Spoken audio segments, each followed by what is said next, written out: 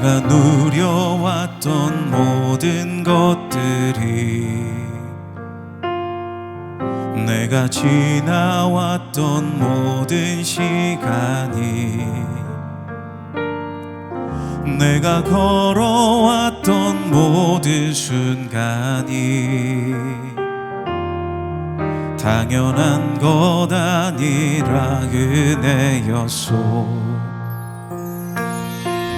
내가 하나님의 자녀로 살며 오늘 찬양하고 예배하는 삶, 복음을 전할 수 있는 축복이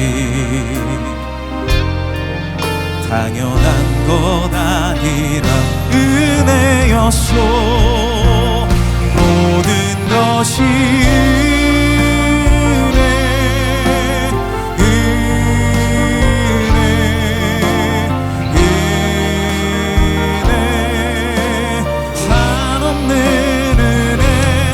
삶에 당연한 것 하나도 없었던 것을, 모든 것이 은혜였소. 모든 것이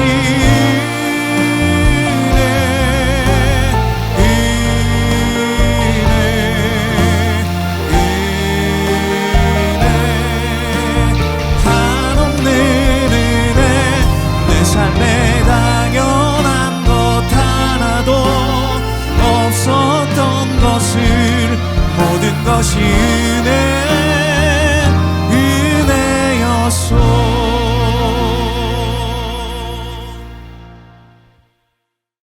제6장.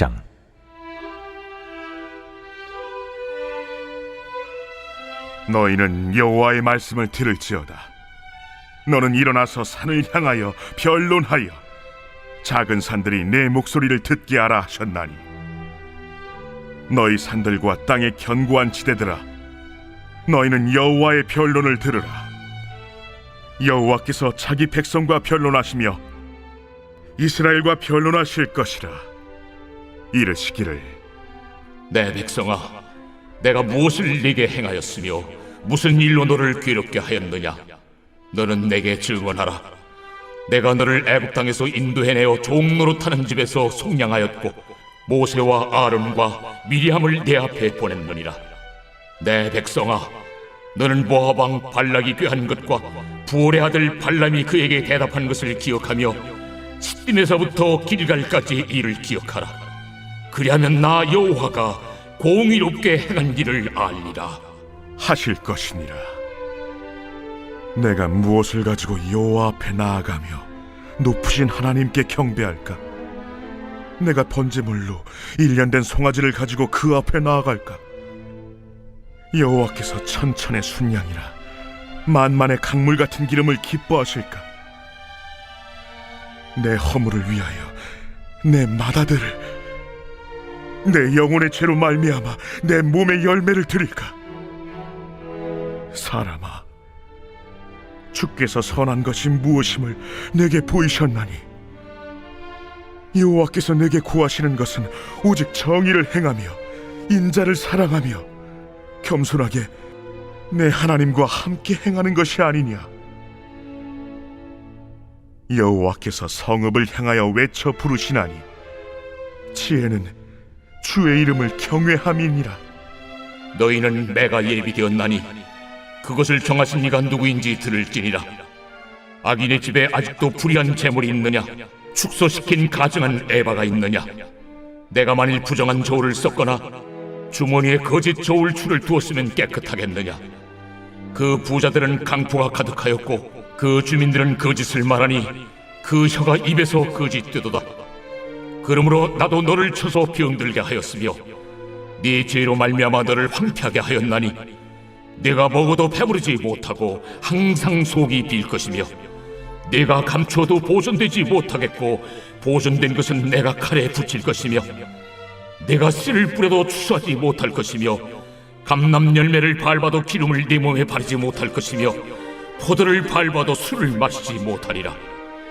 너희가 오므리의 율례와 아합 집의 모든 예법을 지키고 그들의 전통을 따르니 내가 너희를 황폐하게 하며 그의 주민을 사람의 소속거리로 만들리라. 너희가 내 백성의 수욕을 담당하리라.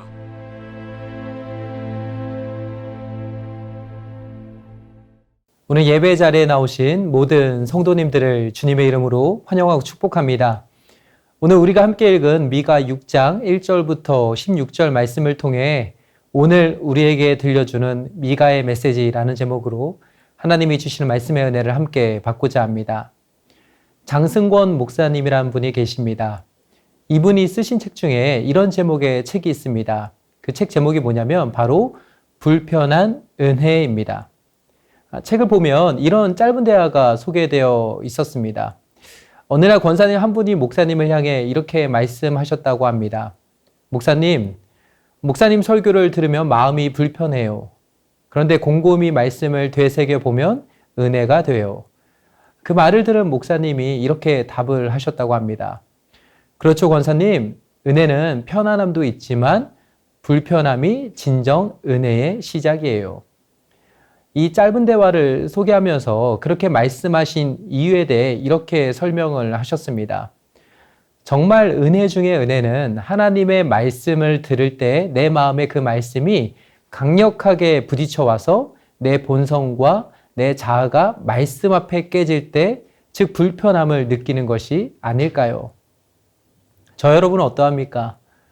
우리의 귀에 달콤하고 듣기 좋은 말이 언제나 우리의 영혼과 삶에 참된 유익을 주는 것은 아닙니다. 오히려 때로는 내 마음을 불편하게 만들고 나를 찌르는 조언이 지금 나에게 가장 필요한 말일 수도 있습니다. 그래서 우리가 잘 아는 사자성어에도 이런 말이 있는 것입니다. 양약, 고구, 충언, 여기.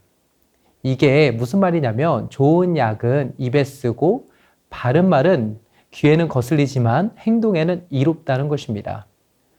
우리가 구약 성경을 보면 선지자들이 전하는 말들을 이스라엘 왕이나 백성들이 다 듣기 좋아했냐면 그렇지 않았습니다. 선지자가 전하는 메시지가 왕을 불편하게 만들었습니다. 거짓 선지자들의 심기를 건드렸습니다. 이미 죄와 우상에 빠져 있었던 백성들의 마음을 불편하게 했습니다.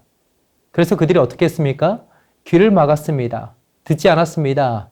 대신에 자신들의 귀를 즐겁게 해주는 거짓 선지자들의 달콤한 말들에만 귀를 열고 듣고 받아들였습니다.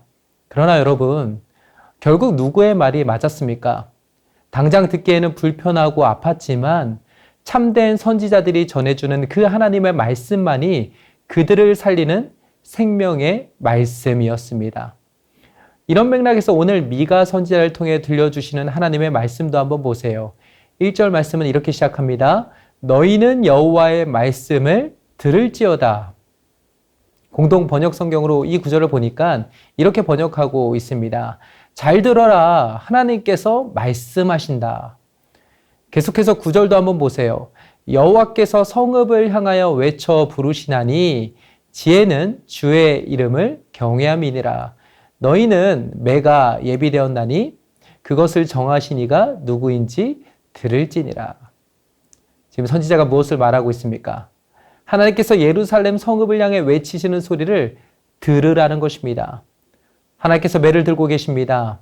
그런데 그렇게 하실 수밖에 없는 이유가 있다는 것입니다.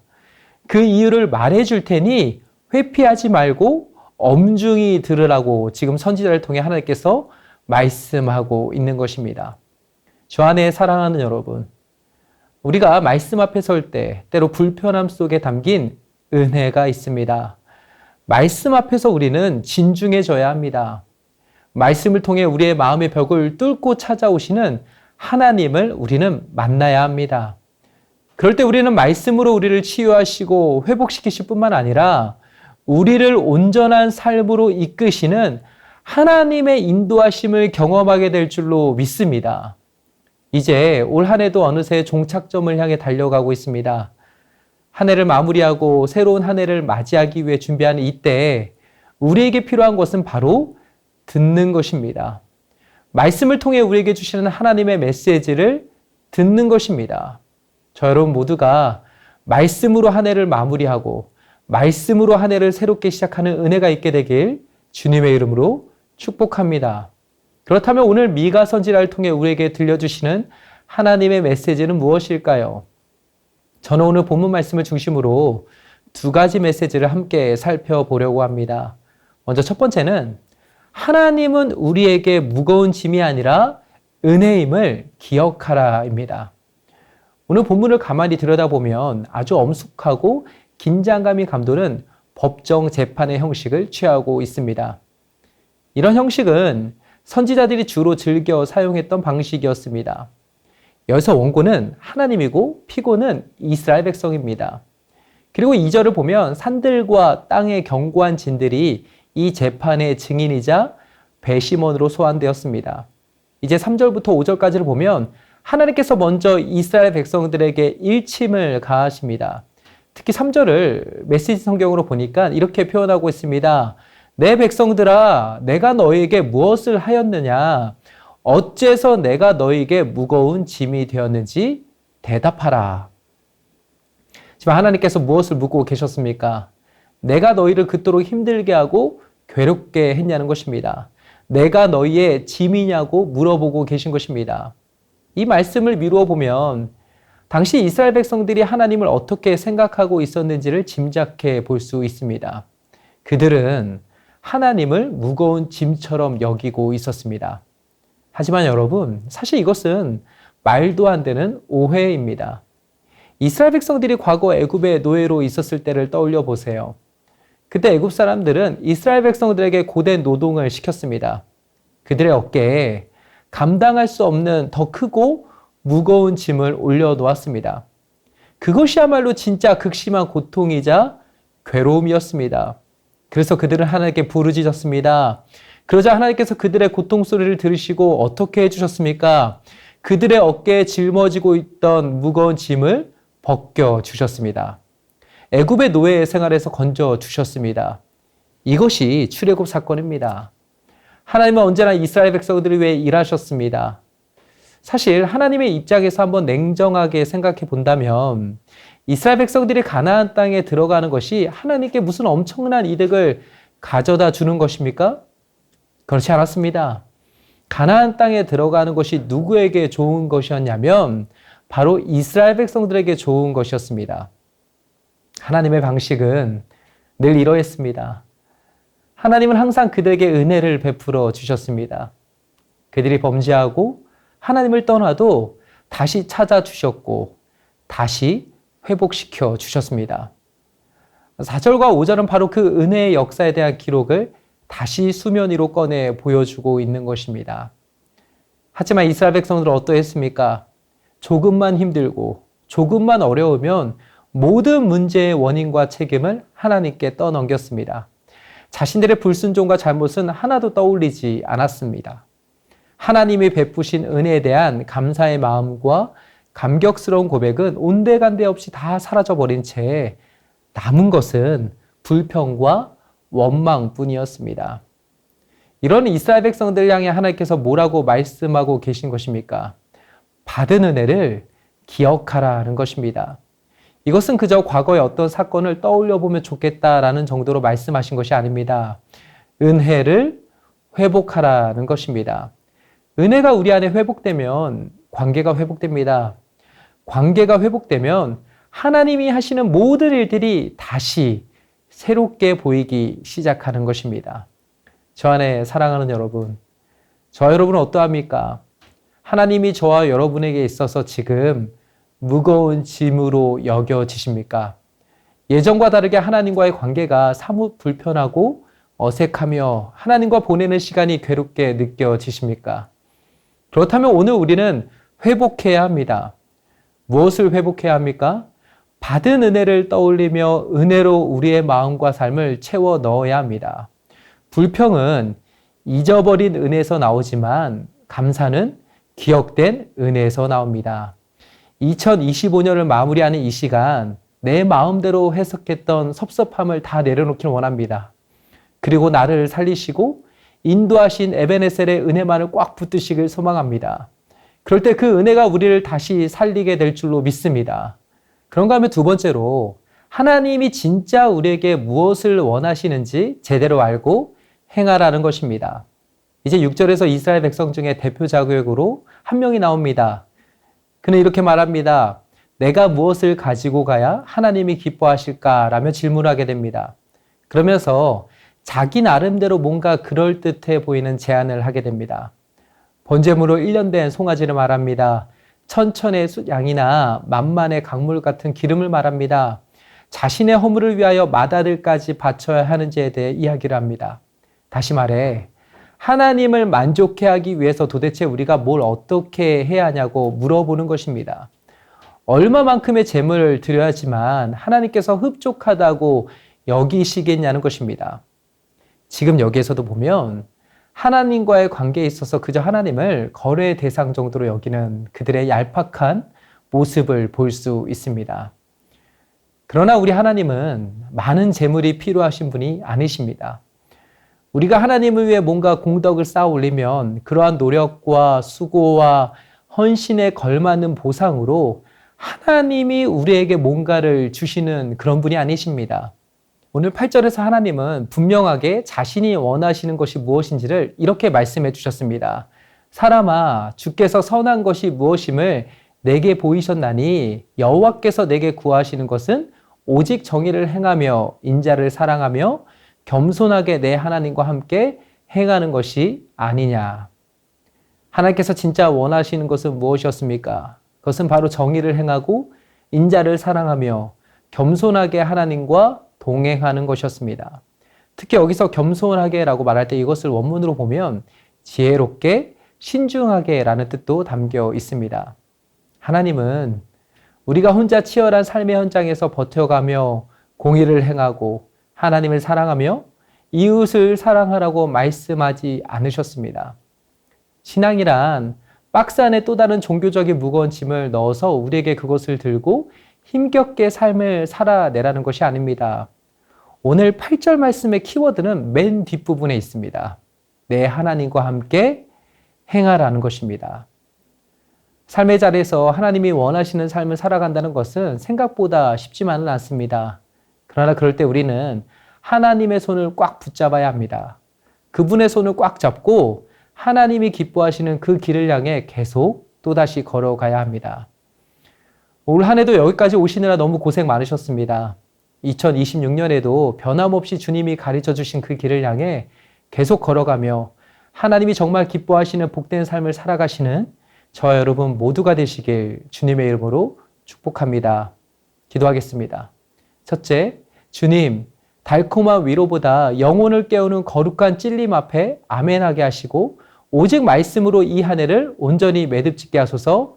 아멘. 둘째, 주님을 무거운 짐으로 오해했던 어리석음을 회개하오니 잊었던 은혜를 다시 기억하여 주님과의 관계가 온전히 회복되게 하소서. 아멘. 셋째, 나의 열심을 내려놓고 주님이 진정 원하시는 동행을 깨달아 주님 손 꼭 붙잡고 겸손히 걷는 복된 삶이 되게 하소서. 아멘. 계속해서 금요 비전기도를 위해 기도하겠습니다. 이번 주 금요 비전기도에서 말씀을 전하시는 한창수 목사님에게 성령의 충만함을 주시고 목사님의 말씀을 통해 은혜 받고 부르짖어 기도함으로써 개인의 변화, 가정의 변화, 교회의 변화를 경험하게 하소서. 아멘. 다 함께 기도하겠습니다.